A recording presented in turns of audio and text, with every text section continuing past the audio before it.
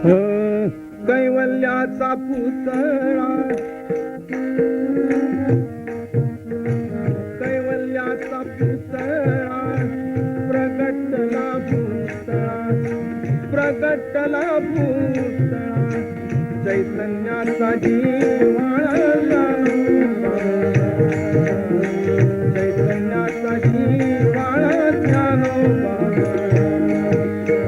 साधकाचा माय बाप, साधकाचा माय बाप दर्शने हरे ताप, दर्शने हरे ताप सर्वाभूती सुख रूप ज्ञानोबा, सर्वाभूती सुख रूप ज्ञानोबा.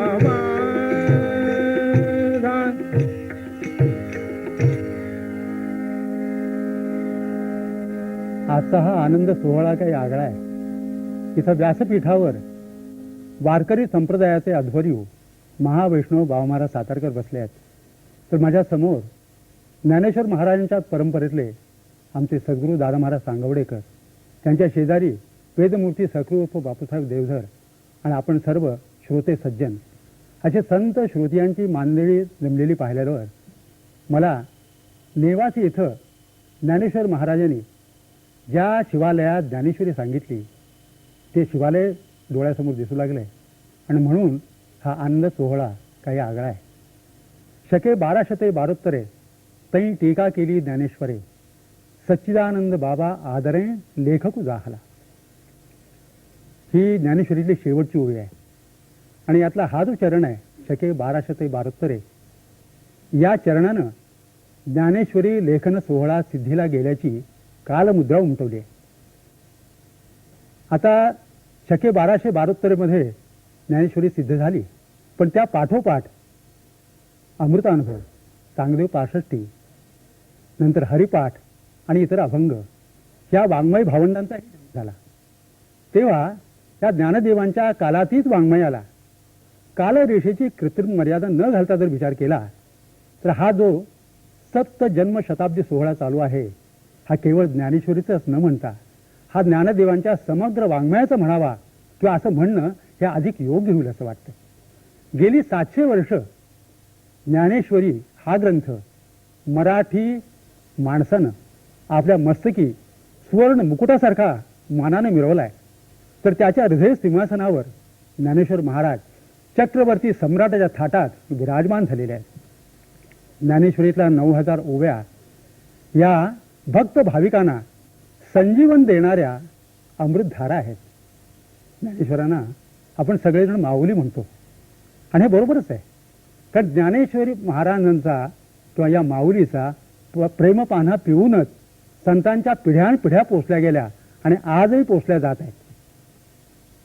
ज्ञानेश्वरी हा ग्रंथ ज्याने शिरोधार्य मानला आणि आयुष्यभर मस्तकी मिरवला ते दादा महाराज, सद्गुरू दादा महाराज सातारकर यांना वारकरी संप्रदायात फार मोठं स्थान होतं आणि तीच परंपरा त्यांचे चिरंजीव सद्गुरू आप्पा महाराज यांनी पुढे प्रवाहित केली आणि दादा महाराजांचे नातू आज जे आपल्या पुढे बाबा महाराज बसले आहेत हे ती परंपरा अधिक वेगानं प्रवाहित करतायत आणि त्या प्रवाहात आपल्यालाही त्यांनी मिसळून घेतलेलं आहे.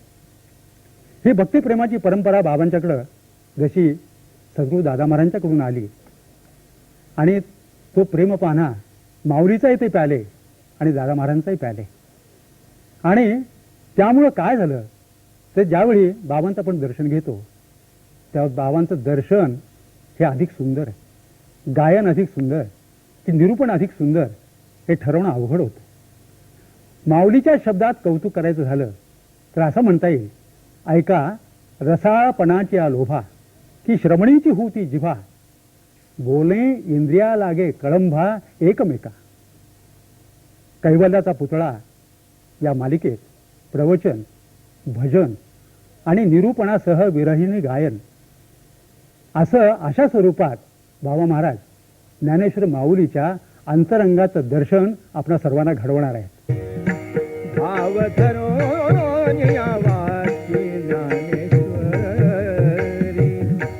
कृपा करी हरी दया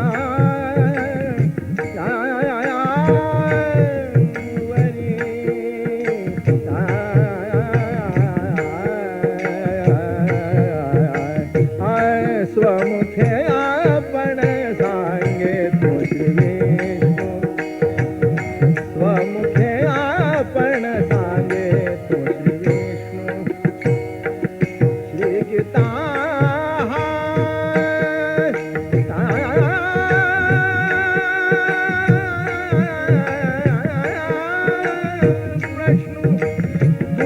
श्री गीता हा प्रश्न अर्जुने स्वमुखे आपण सांगे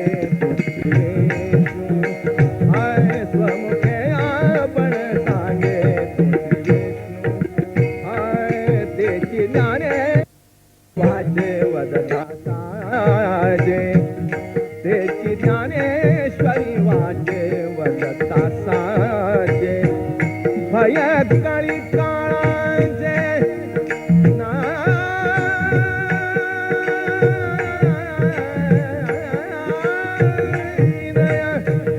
भय काळी काळाचे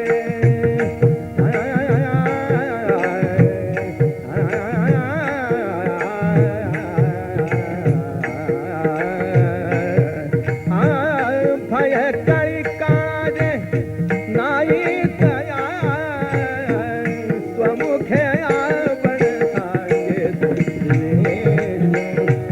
स्वमुखे आपण सांगे तो श्री विष्णू एका जनार्दनी संशय सांडोनी एका जनार्दनी संशय सांडोनी दृढ धरी मनी दृढ धरी मनी दृढ धरी मनी दृढ धरी मनी दृढ धरी मनी दृढ धरी मनी ज्ञानेश्वरी ज्ञानेश्वरी हा हा ज्ञानेश्वरी ज्ञानेश्वरी हा ज्ञानेश्वरी स्वमुखे आपण सांगे तो श्री स्वमुखे आपण सांगे तो श्री गीता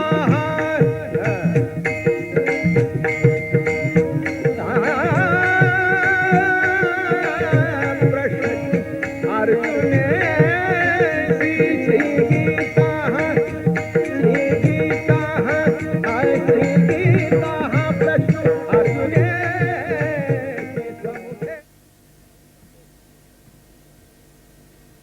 माऊली महावैष्णव ज्ञानेश्वर भगवान आणि भगवान प्रभुपाल कृष्णजींनी अर्जुनाला सुखमय आनंदमय पावनमय जीवन करणारी श्रीमद भगवद्गीता सांगितली. निर्गुण निराकार परमात्मा भक्त राजाला गीता सांगण्याकरता मुख घेऊन आला. किती कौतुकाचा भाग आहे. वेदांत शास्त्रामध्ये भगवंताचं वर्णन करताना आम्ही करतो जो आज्य आहे, अव्यय आहे, अनंग आहे, पेंदा आहे, निकवडा आहे, अचक्षु आहे, अचरणू आहे, असा परमात्मा ज्ञानोबाराय म्हणाले दोवरी दोन्ही भुधा घेऊन अलिंगावया लागोनी तयाचे अंग तया संघाचे सुरवाळे मद विदेहा देह धरणे घडे किंबहुना आवडे निरुपम. भक्त राजाला गुणगान गाण्याकरता त्याचं कौतुक करण्याकरता मुख घेऊन आले. त्याला प्रेमाने बघण्याकरता डोळे घेऊन आले. त्याला आलिंगन देण्याकरता निर्गुण निराकार परमात्मा हात घेऊन आला. ज्ञानेश्वर महाराज म्हणाले असं घडलं ब्रह्मरसाचे पारणे अर्जुनालागी केले नारायणे की तेच अवसरे पाहुणे पातलो आम्ही. काय थोर भाग्य आहे बघा. अर्जुनाकरता ब्रह्मरसाचं पारणं केलं देवानी. किती आनंद सोहळा असेल नाही. ब्रह्मरसाचं पारणं साधं नाशिवंत विषयाचं पारणं केलं तर किती आनंद होतो आणि ब्रह्मरसाचं पारणं केलं तर काय आनंद प्रगट झाला असेल. आणि घडलं असं माझ्या डोळ्यासमोर एक चित्र उभं राहतं. प्रेमाने आवडीने भगवान आपल्या भक्तरायाला भरवत होते. गीतेचा एक एक नाजूक घास भरवत होते, आवडीने प्रेमाने भरवत होते. तितक्यात आमचे माऊली तिथे गेले. ब्रह्मरसाचे पारणे अर्जुना लागी केले नारायणे, तेच अवसरे अवसरे. आणि असे भरवतायत, घास भरवतायत अर्जुनाला, शब्दरूपी प्रेमरूपी घास भरवतायत. आणि बघितल्यानंतर आता हेही तितकंच लाडकं लेकरू.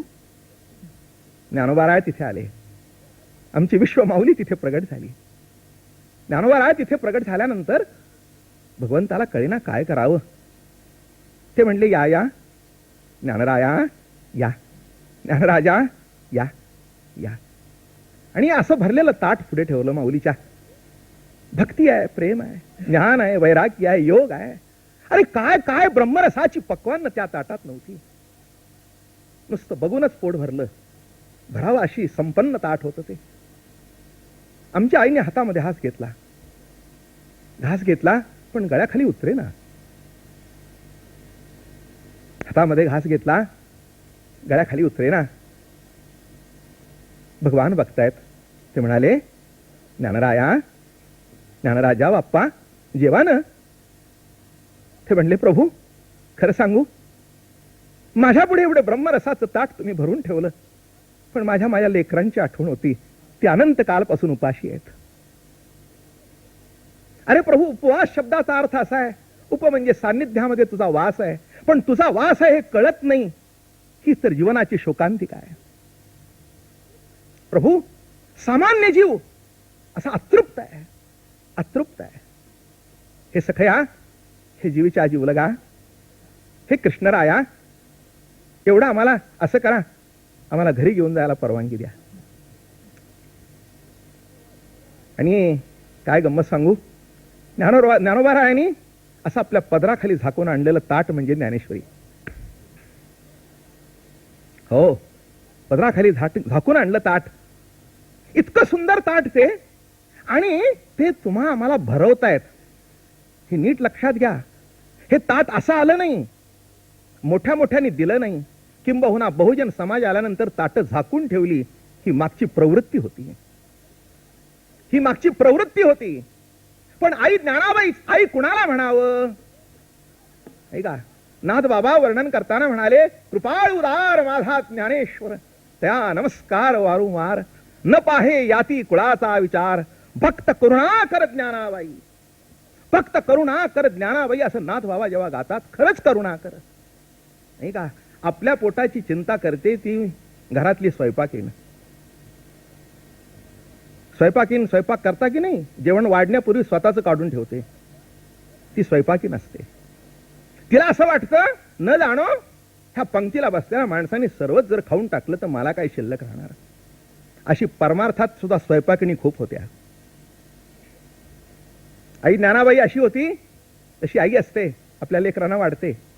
काही काही वेळेला असं होतं, वाढता वाढता की नाही त्या भांड्यामध्ये काहीच शिल्लक राहत नाही. मालक विचारतात, मुलं विचारतात, आई तुला आहे का? हो, भरपूर आहे, भरपूर आहे. पण ती मुलं पोटभर जेवल्यानंतर त्या आईचं पोट भरतं. मग मालक येऊन, अगं भांड्यात तर काही शिल्लक राहिले नाही. अहो काय माझं मेलीचं घेऊन बसता, मी तर रोजच जेवते, पण तुम्ही आणि बाळा इतके पोटभर जेवला, ते बघूनच माझं पोट भरलं. नामे आई, नामे आई.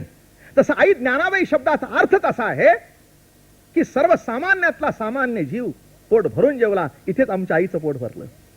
म्हणून जनाबाई सुद्धा वर्णन करताना म्हणते, विवेक सागर सखा माझा ज्ञानेश्वर, मरोन या जावे बा माझ्याच्या पोटा यावे, ऐसे करी गा माझ्या भावा, सखया माझ्या ज्ञानदेवा. गोड वर्णन करतात. ज्ञानराजा माझा सखा आहे, माझा जीवीचा जीवलग आहे. सखया नाही का, मी व्याख्या करतो, मित्र कुणाला म्हणावं? ज्याच्याबरोबर बाहेर जायला आवडतं, सिनेमा बघायला आवडतो, नाटक बघायला आवडतो, तो मित्र. जीवलग कुणाला म्हणावं? ज्याच्याजवळ आपल्या अंतःकरणातलं गुज सांगावंसं वाटतं, तो जीवलग. पण सखा कुणाला म्हणावं? ज्याला न सांगता अंतःकरणातलं कळतं, तो सखा. जीवलगाला सांगावं लागतं, सख्याला सांगावं लागत नाही. बघितल्यावर पाठीवर थाप पटली, का रे बाबा तुझा चेहरा उदास का? तसा अनेक जीवांचे उदास चेहरे आई ज्ञानाबाईंनी बघितले. का रे बाबा, अंतरात्मा जवळ असून सुद्धा उदास. का रे, अशी तुझी अवस्था का झाली? आणि ही ज्ञानोबारायचं उदारपण बघून असं ताट भरून आणलं भगवंताजवळ आणि असे भरवू लागले. पसरोनी चोची वचने ही करुणेची. तुकोबाराया लिहितात कसं भरवलं नाही का? पसरोनी चोची वचने ही करुणेची. ज्ञानोबाराया का तुकोबाराया का पक्षिणीचा दृष्टांत देतात. एक पिल्लं झाली की नाही, त्या पिलांना खाता येत नाही, त्यांना चोच सुद्धा वासायचं कळत नाही. मग ती काय करते? चारा आपल्या तोंडात घेते, चावते, आपली चोच त्या पिल्लाच्या तोंडात घालते, चोच उघडते आणि मग त्याला भरवते. तसं आई ज्ञानाबाईंनी हे ज्ञानेश्वरी आम्हाला भरवली. काय सांगू ज्ञानेश्वरी बद्दल? जितकं सांगावं तितकं अंतःकरण भरून येतं.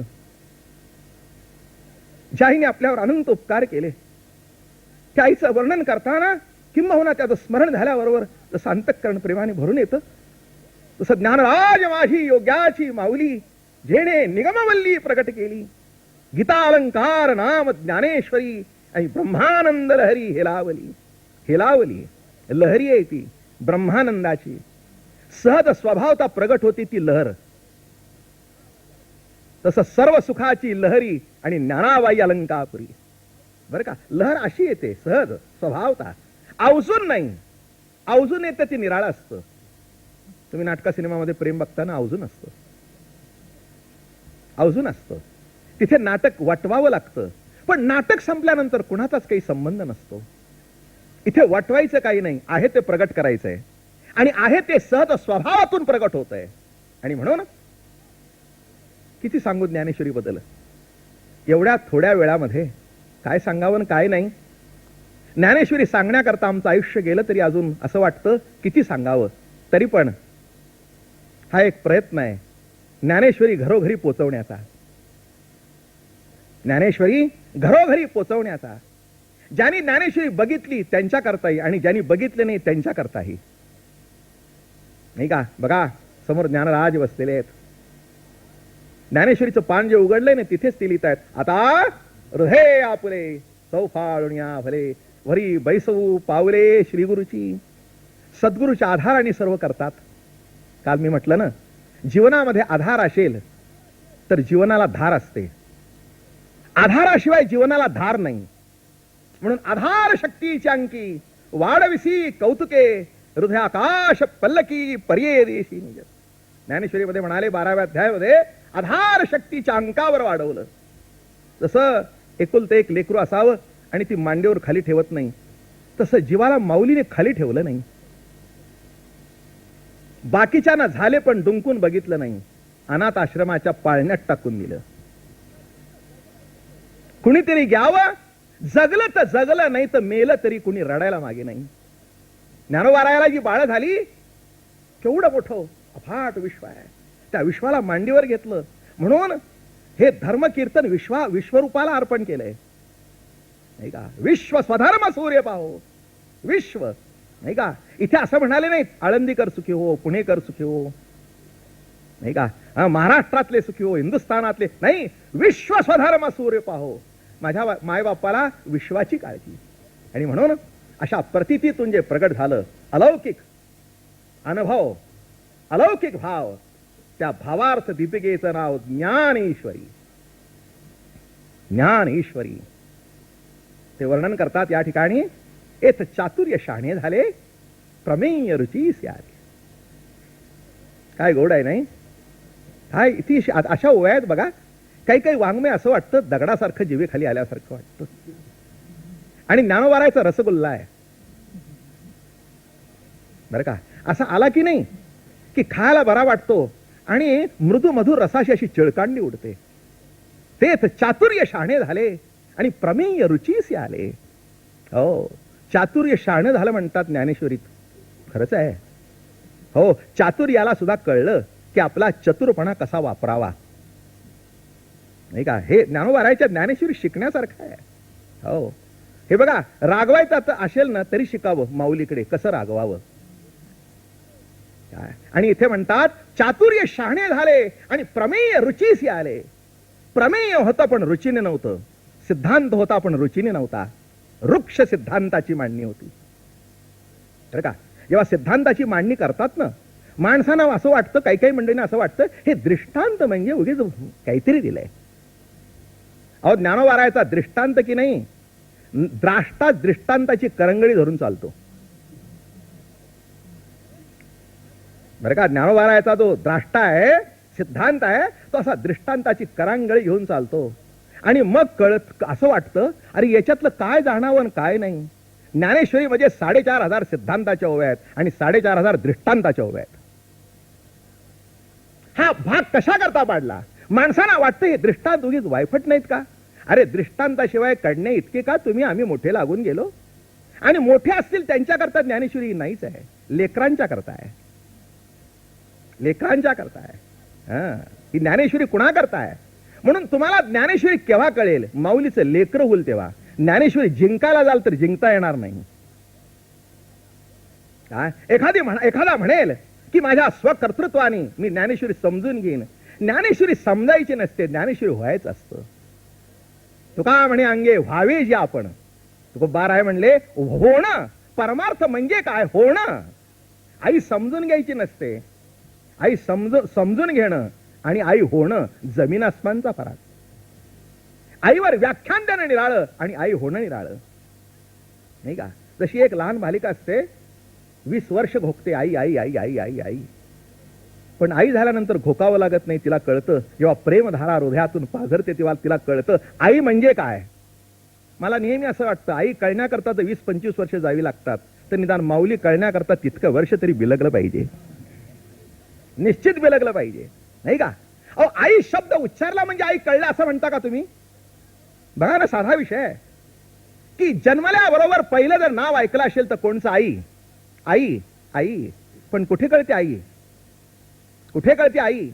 मग एक दिवस लग्न होतं बरं का, आणि लग्न झाल्यानंतर मग तिलाही मूल होतं. आणि काय सांगू काका, जेव्हा ते मूल तिला पहिल्यांदा हाक मारतं आई, तिचा असा अंतःकरण भरून येतं. ती त्या बाळाला जवळ घेते. राजा, अरे एवढ्या करता मी जगले, माझ्या आयुष्यातला मोठा भाग्याचा दिवस, तू मला आई म्हणलास. मग आता मला सांगा, आई शब्द अज्ञात होता का, पण ज्ञात तरी होता का. आई शब्द लिहिता येत होता, पण आई शब्दाची अनुभूती त्या दिवशी कळली ज्या दिवशी बाळाने हाक मारलं. मग आई शब्द कळण्याकरता जर 25 वर्ष, तर ज्ञानेश्वर शब्द कळण्याकरता किती नाही, किती. आणि म्हणून या ठिकाणी जो विषय मांडणार आहे मी तुमच्या पुढे या सिरियल मधून, आलं का लक्षात. बघूया ज्ञानेश्वर महाराज काय सुचवतात ते. तुम्ही बोलविल या मी बोलेन.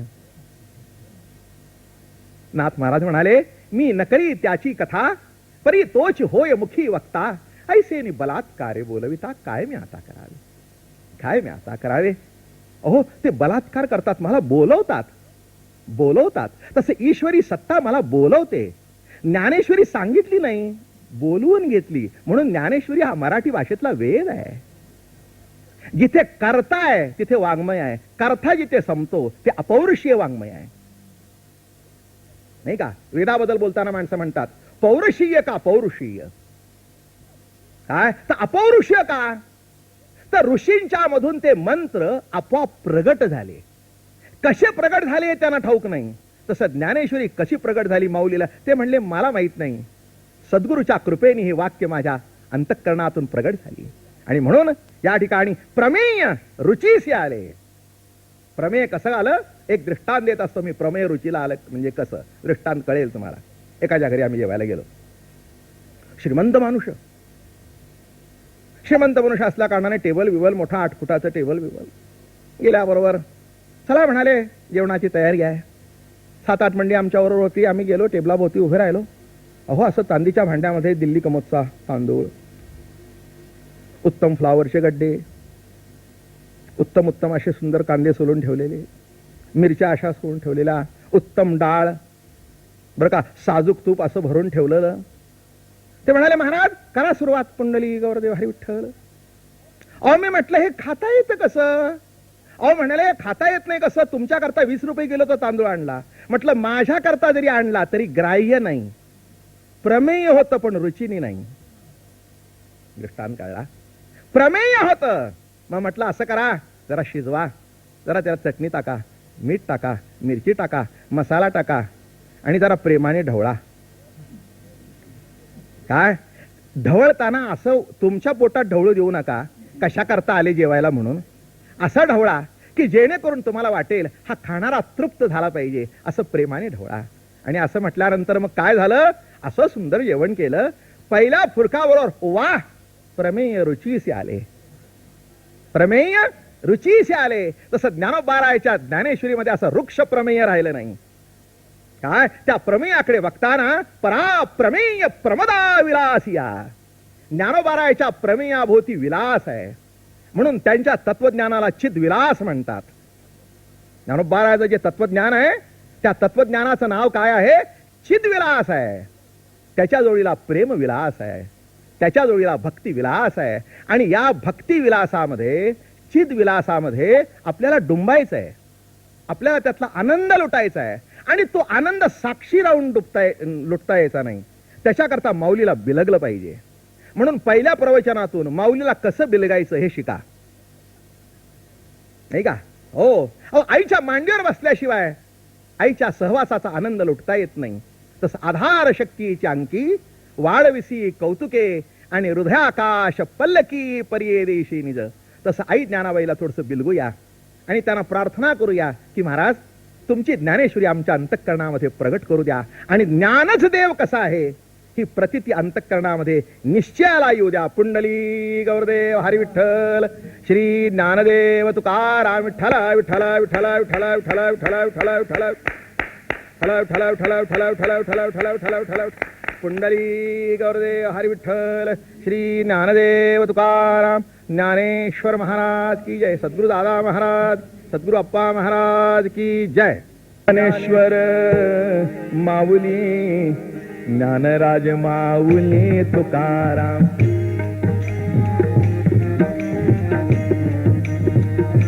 महाराज ज्ञानेश्वर माऊली, ज्ञानराज माऊली तुकाराम. महाराज ज्ञानेश्वर, ज्ञानेश्वर, ज्ञानेश्वर माऊली, ज्ञानराज माऊली तुकाराम.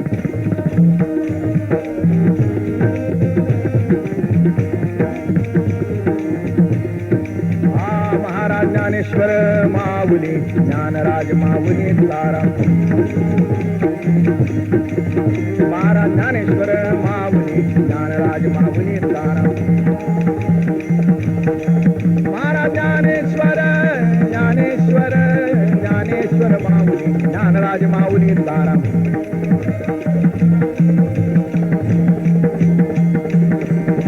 ज्ञानेश्वर माऊली, ज्ञानराज माऊली तुकाराम. तुकाराम तुकाराम तुकाराम तुकाराम तुकाराम तुकाराम तुकाराम. पुंडलिका वरदे हरी विठ्ठल.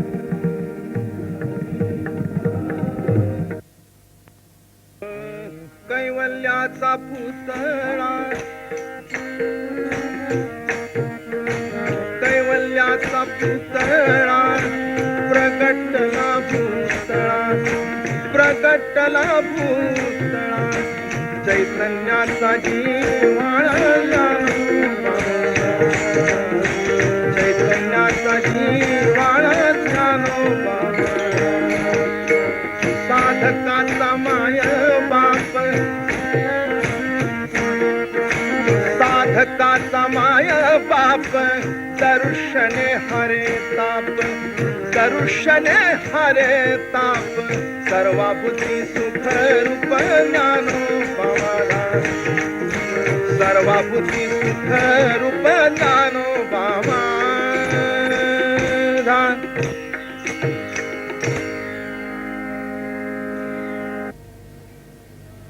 ओम नमो ज्ञानेश्वरा, करुणा करा दयाळा. तुमचा अनुग्रह लाधलो, पावन झालो चराचरी. मी कळा कुसरी काहीच नेणे, बोलतो वचने अतिभाविका तुमचा अनुग्रह लाधलो पावन झालो चराचरी एका जनार्दनी तुमचा दास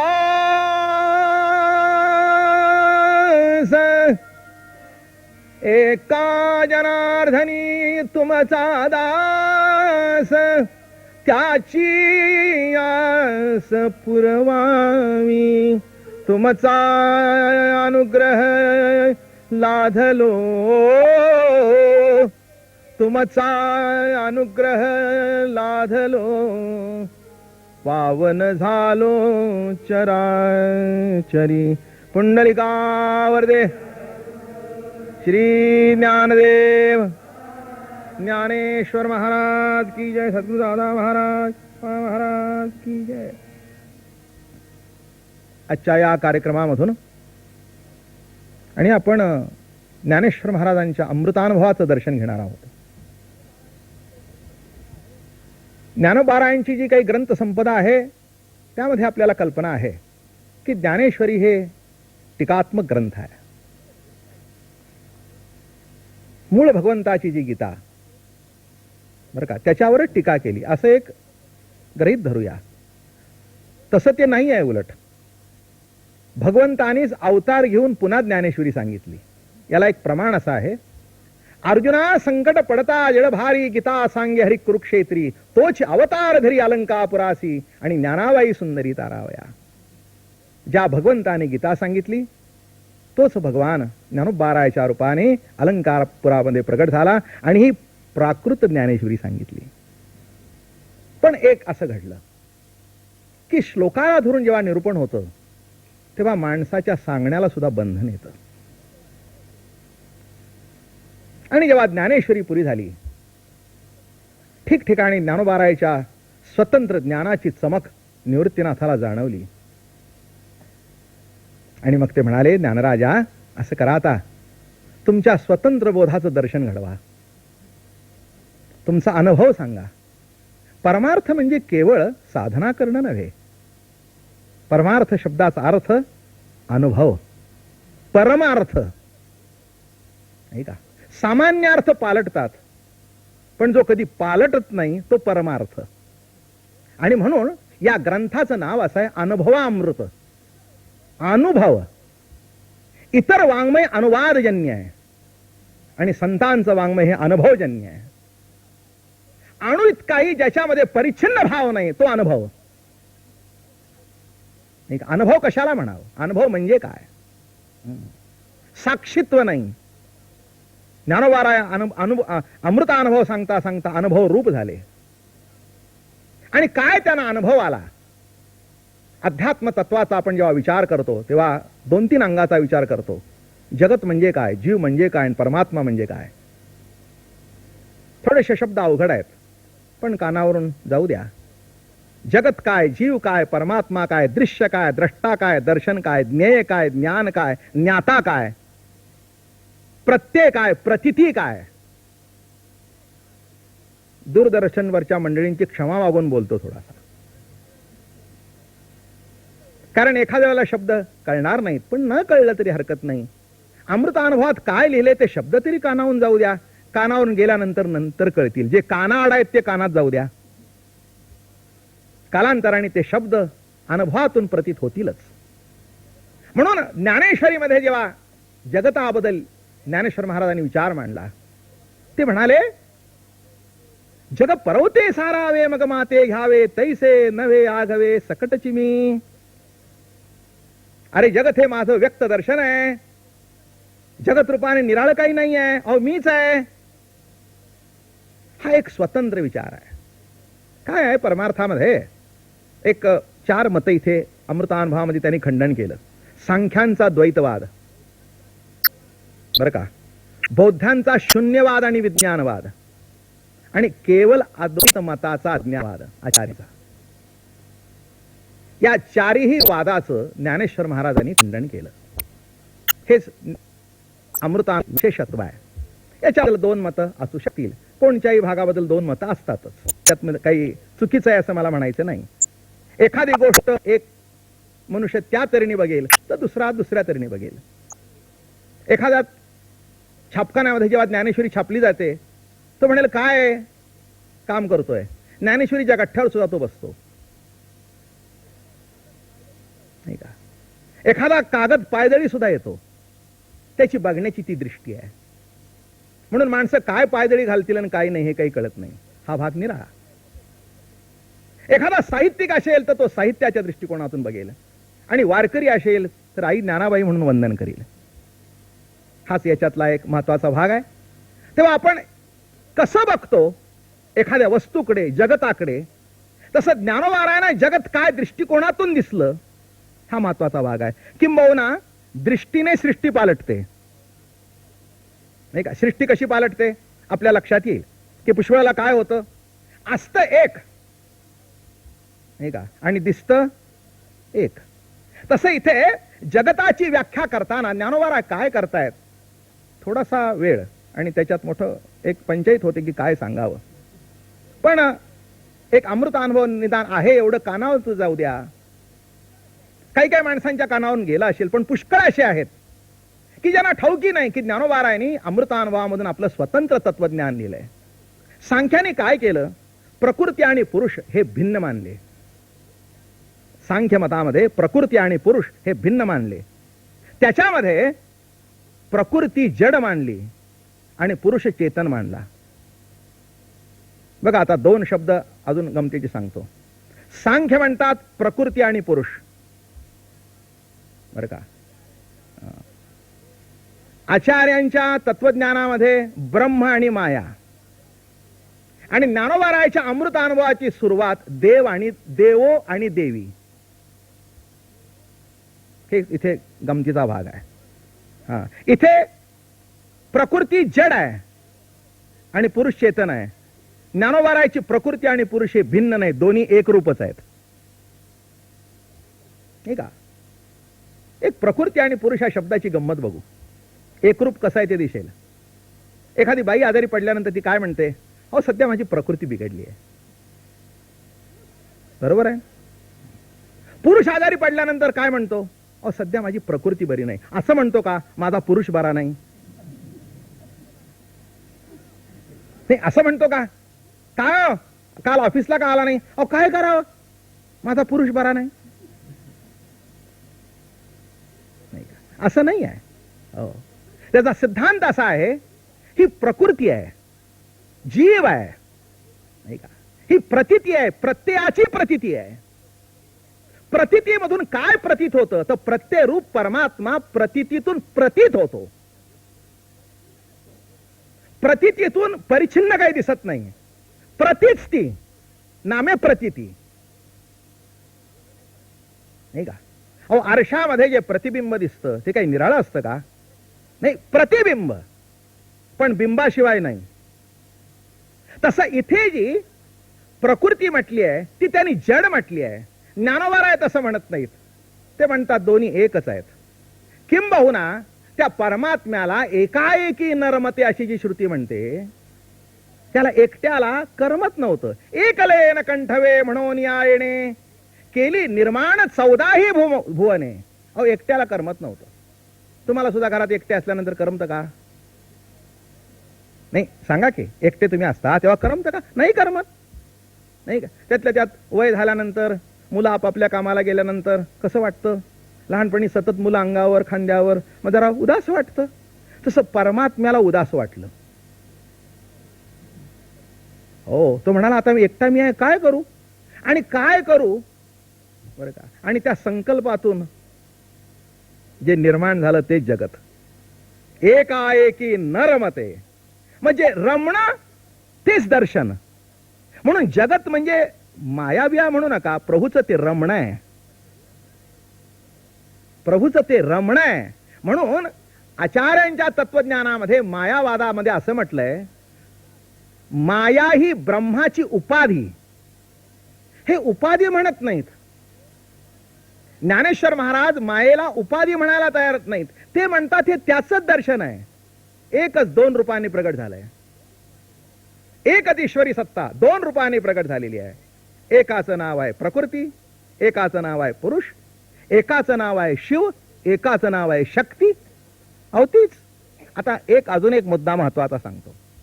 ज्ञानोबा राय हे नाथ संप्रदायाचे. नाथ संप्रदायाच्या विचारसरणीमध्ये माया मानलेली नाही. मग मूळच्या संप्रदायाच्या विचारसरणीमध्ये जर ते माया मानत नाहीत, तर या अवतारामध्ये म्हणजे पुढच्या वारकरी संप्रदायाच्या परंपरेमध्ये आल्यानंतर ते माया कशी मानतील? म्हणून ते चिदविलास त्यांनी मांडलाय. म्हणजे ज्ञानाचा विलास आहे. हे जगत म्हणजे ज्ञानाचं दर्शन आहे. म्हणून या ठिकाणी म्हणतात जग असं की वस्तुप्रभा. एक सत्ता आपली आवड परिच्छिन्नपणाने भोगत आहे. प्रियोच्ची प्राणेश्वरी. पहिली ओवी कुठे आहे? ऐसिये निरुपाधिके जगाची जिये जनके मिया वंदिली मुळिके देवो देवी. मागच्या प्रवचनामध्ये सहज एक निर्देश केला होता या ओवीचा. इथे जरा विस्तृत सांगतो, काय विस्तार करून सांगतो. मोठी गंमत आहे ओवीची. देव आणि देवी दोन्ही निरुपाधिक. इथे इतरांच्या ठिकाणी देवी उपाधी, इथे यांची उपाधी नाही. कारण का? ती आत्मसत्ताच त्या रूपाने नटलेली आहे. उपाधी कशी होईल? नाही का? अहो हातात पिशवी घेतली तर उपाधी. आपल्या हाताचं कधी आपल्याला वजन होत नाही, नाही का? हातात पिशवी, हो बरोबर आहे, उपाधी होते. म्हणून आपण म्हणतो जरा मला मदत करता हो, जरा फार वजन झालं. असं म्हणता का जरा हात घ्या माझा? काय कारण? हात परिच्छिन्न नाही, नाही का? हात परिच्छिन्न नाही. तसं प्रकृती ही परमात्म्याहून परिच्छिन्न नाही. पण काय आहे, तो आवड आपली अशी भोगतो. प्रियोच्ची प्राणेश्वरी उलथे आवडीची सरोवरी आणि चारुस्थळी एक हरी एक अंगाचा. उलथी आवड. एखाद्या समारंभामध्ये काय घडतं माहितीये का तुम्हाला? मोठी मजा घडते. त्या बाईचे मालक काही आलेले नसतात आणि लग्न समारंभाला एकटी ती बाई येते. सगळ्यांच्या परिचित असते. येते ती डाग डागिणे, शालूच अंगावर 3-4 हजाराचा, गोट काय, पाटल्या काय, नथ काय, अमकं काय, तमकं काय. आणि अशी एखादी सजलेली व्यक्ती आल्यानंतर स्वाभाविक माणसाचा स्वभाव आहे, लक्ष जातं. मग एका माणसाने बघितलं, अहो ते बघितले का? अहो कोण? अहो कळलं नाही का तुम्हाला? अहो आपल्या वामनरावांची मंडळी. अरे वा, सध्या वामनरावांची परिस्थिती बरी झालेली दिसते. कळलं का? आहे पत्नी, बोलतायत वामनराव बरोबर, बोलतायत वामनराव बदल. कारण का? अहो ती दिसते, मग त्याच्याबद्दल का बोलावं? त्यांना माहिती आहे हे जे काही ऐश्वर्य आहे ते वामनरावचं आहे. वामनराव तिथे अदृश्य आहेत, लग्नात आलेले नाहीत. वामनराव तिथे अदृश्य आहेत. पण दृश्य स्त्रीकडून जर वामनरावचं ऐश्वर्य कळतं, तसं दृश्य जगतामधून प्रभूचं ऐश्वर्य का कळू नये? नाही का? दृश्य जगतातून कोण नटलंय सांगा ना मला, कुणाचं दर्शन आहे? नाही का? मग त्या बाईच्या दागिन्यामधून, तिच्या ऐश्वर्यामधून वा, अहो आम्ही बघितलं. अहो 15 वर्षापूर्वी काही नव्हतं. म्हणजे ती विसरली, चर्चा सुरू झाली वामनरावची. तसं परमार्थिक चर्चेमधून संसार मांडायचा पण विसरायचा आणि चर्चा त्याची करायची. ती विसरली, कुठच्या कुठे जाऊन. अहो आम्हाला माहिती आहे, अहो 10 बाय 10च्या खोलीमध्ये राहत होते, नाही का? तशी ही 10 बाय 10चीच खोली आहे, नाही का? अहो 10 बाय 10च्या खोलीमध्ये राहत होते, काही नव्हतं. पण 15-20 वर्षामध्ये काय घडलं अहो बघा, कल्पना करवत नाही. आम्हाला माहिती आहे लग्नामध्ये काही नव्हतं आणि आज अहो 1.5-2 शेराचे दागिने. काय वामनराव, काय वामनराव, काय श्रीहरी, काय श्रीहरी. काय तसं जगतातल्या वस्तू वस्तूमधून श्रीहरीचं दर्शन आहे. अरे अथंग समुद्र बघितला की प्रभूचं ऐश्वर्य दिसतं. बघायचा समुद्र आणि प्रतिती भोगायची श्रीहरीची. श्रीहरीची हाच परमार्थ आहे, नाही का? हाच परमार्थ आहे. अरे आकाशाकडे बघितलं, त्याचं ऐश्वर्य बघितलं ना असं वाटलं प्रभू राया, अरे किती रे दिवे. एक दिवा आणताना आमचे नाके न होतात घरात. तुझ्या विश्वामध्ये किती रे दिवे पेटलेले आहेत. किंबहुना तुझे दिवे नाही, तूच दिव्याच्या रूपाने आहेस. प्रियोच्ची प्राणेश्वरी उलथी आवडी अजून सांगतो उलथी आवडी. एक दृष्टांत असा देतो की काय होतं, लहानपणापासून काही काही गोष्टी आपल्याला कराव्याशा वाटतात, पण आई वडिलांच्या धाकामुळे त्या करता येत नाहीत. एखाद्या मुलीला जर असं वाटत असलं की नाही जरा थोडासा फ्रॉक नीट घालावा, चांगला, शोभतं का तुला, असा फ्रॉक घालतेस काय, हे असा नाही घ्यायचा, मी म्हणतो तसं घे. मुलाला असं वाटलं जरा एखादी ते सेलरची कॅप करावी, जरा ते काय हे काय ते काहीतरी आपलं काहीतरी कपडे करायचे, काय नाही, एकदा घातलं की ते कुठेतरी कोपऱ्यात जाऊन पडतं. दिवाळीचं म्हणून आपल्या शाळेचेच कपडे घ्या. अहो संसारातला भाग आहे काय. आणि मग नाही तर दुसरं काहीतरी घे, पण ते उगीच काहीतरी घेऊ नकोस. पण काय होतं, ही जी लहानपणची आवड असते ती मनात राहून जाते, मनात राहून जाते. आणि आपली मुलं झाल्यानंतर नेमकी तशी परकर चोळी तिला, तसे कपडे त्याला. मग ते काय करायचं, बघायचं त्याला आणि भोगायची आवड आपली. उलथी आवडी. ही आवड कशी आहे, प्रियुच्ची प्राणेश्वरी उलथे आवडीची सरोवरी.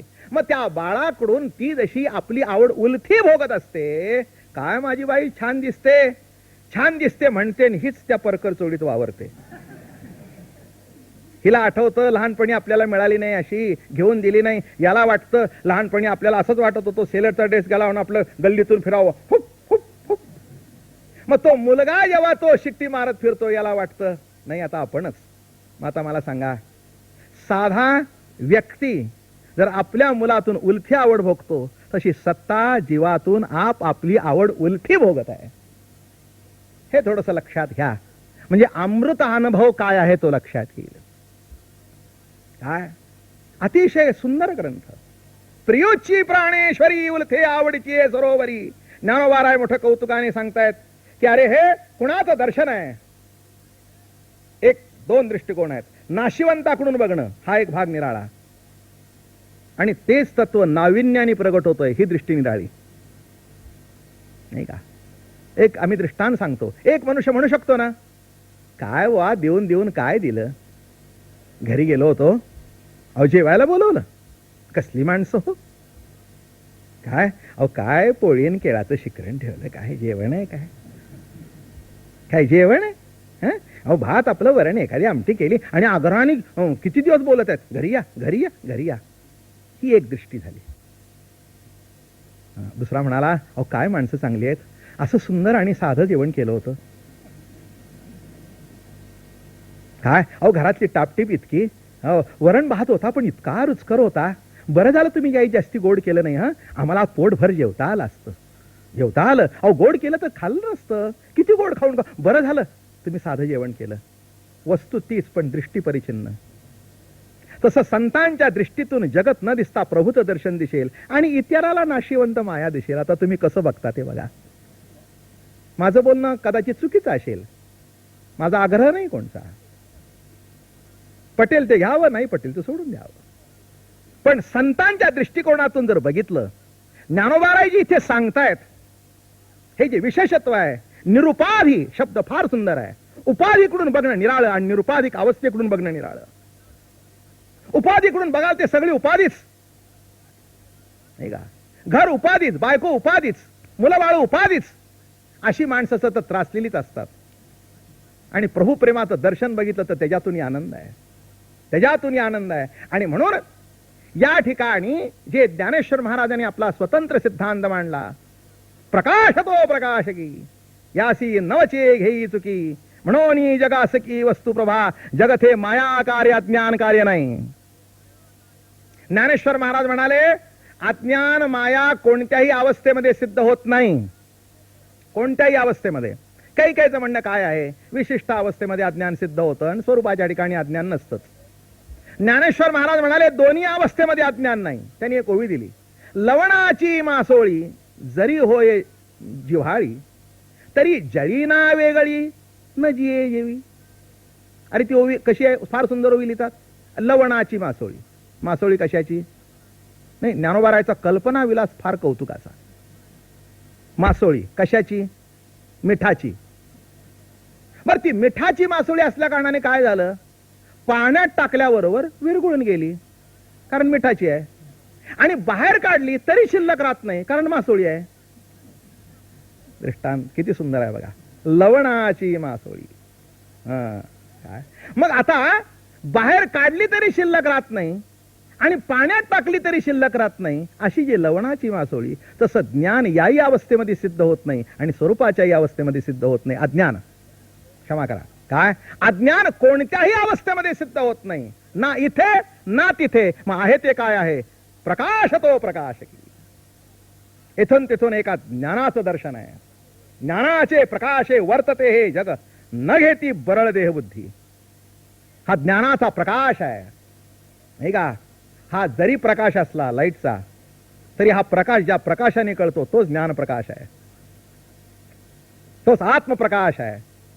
झिलमिल निषेधिनी चमके, नाही का? तेल न वाती भुज न जाती, अशी जी आत्मज्योत, असा जो ज्ञानाचा प्रकाश, नाही का? हा कशाचा प्रकाश आहे? हे दर्शन कशाचं आहे? मग जगत म्हणजे ज्ञानाचं दर्शन आहे ना. मी एक उपनिषदातली गोष्ट सांगत असतो, एक कौतुकाची अतिशय सुंदर अशी गोष्ट आहे. याज्ञवल्क्यांच्याकडे आणि एक सहज शिष्य गेला. त्याने विचारलं, म्हणले महाराज, जीवनाची ज्योत कोणची? दिवस होता. त्यांनी सांगितलं, सूर्य ही जीवन ज्योत आहे. सूर्य ही जीवन ज्योत आहे.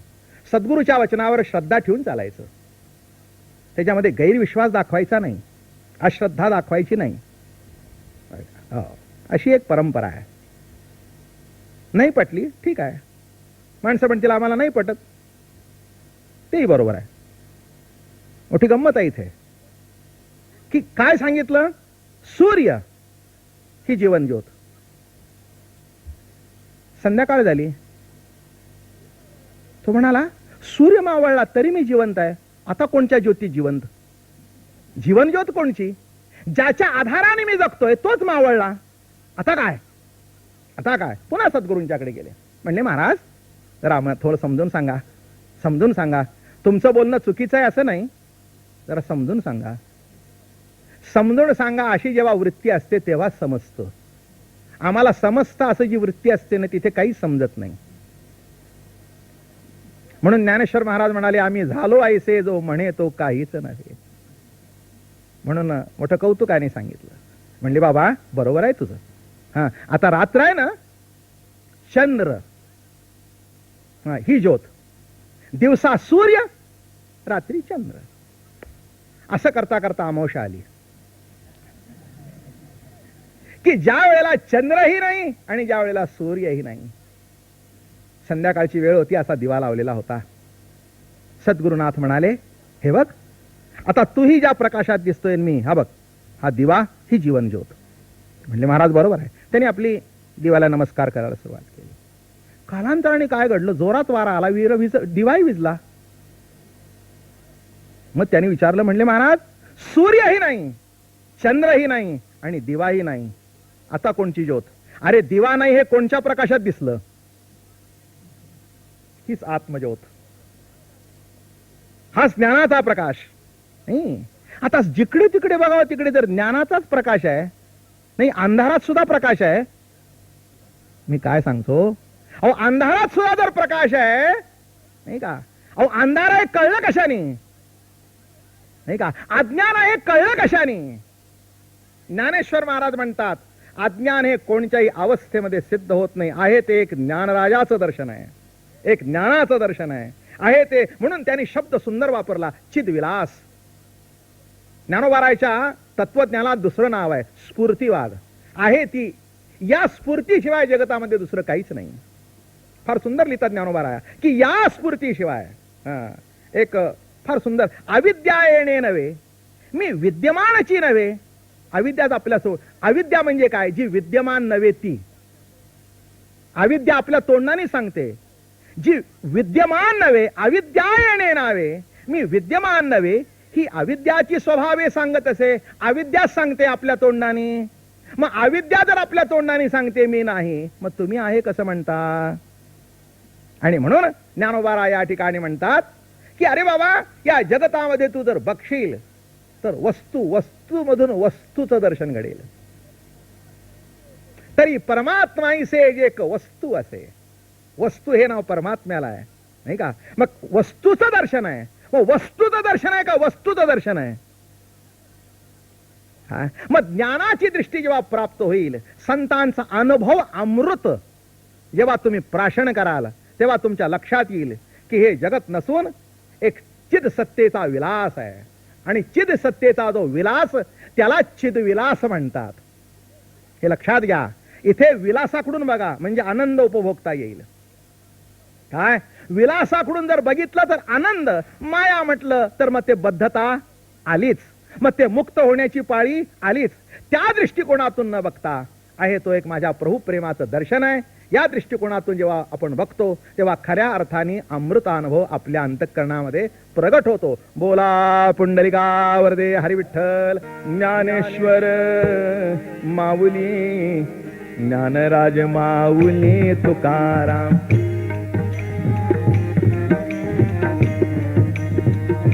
महाराज ज्ञानेश्वर माऊली, ज्ञानराज माऊली तुकाराम. महाराज ज्ञानेश्वर, ज्ञानेश्वर, ज्ञानेश्वर माऊली, ज्ञानराज माऊली तुकाराम.